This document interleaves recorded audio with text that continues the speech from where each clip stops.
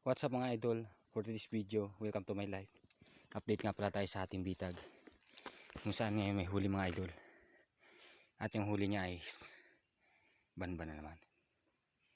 So ito mga idol, yung pangatlong beses na siyang nakahuli. So andito naman tayo sa jungle mga idol. So ito yung unang trap na dala natin. At may huli. Yan mga idol.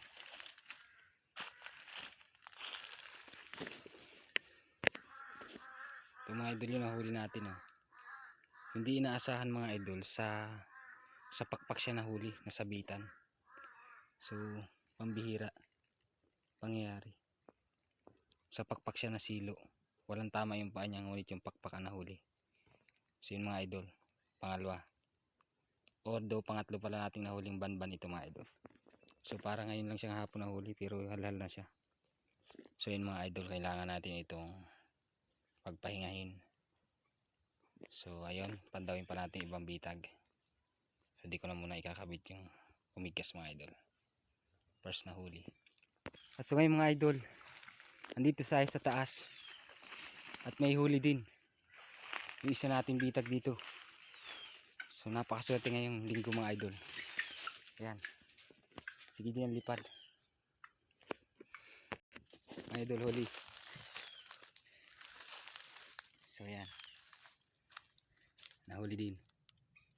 So bird.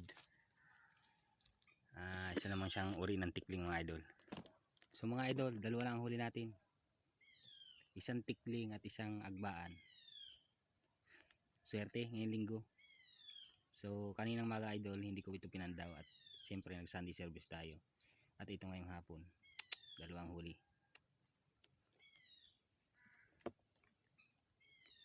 So bali dalawang bitag natin ang successful. Sa looban ng siguro 5 days or isang linggo halos, ngayong linggo lang nagkahuli uli. Isang banban at isang tikling. So yung mga idol, for this video is ayun nga, napandaw na natin lahat ng bitag at as usual, dalawang bitag lang ang successful mga idol. At medyo hapon na rin at hindi ko na nga naikabit dahil ayun mga idol, dalawang kamay ko na yung may hawak ng ating huli. Isang banban at isang tikling. So ito palang banban mga idol, unexpectedly nahuli siya sa pakpak lang. Pwede pala yun mangyari na nahuhuli ng ating trap ay sa pakpak lang.